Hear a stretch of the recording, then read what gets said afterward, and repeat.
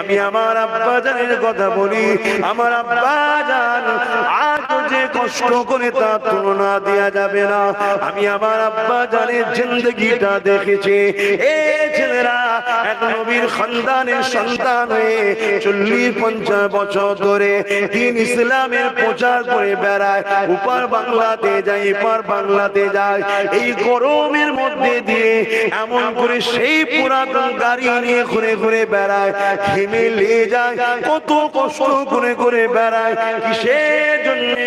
অবশ্যই আল্লাহকে খুশি করে নিজের বাচ্চাদের মুখে আহার তুলে দিবার ওসিলাও তো রয়েছে, এবং নিজের বাচ্চাদের ভবিষ্যতের জন্য।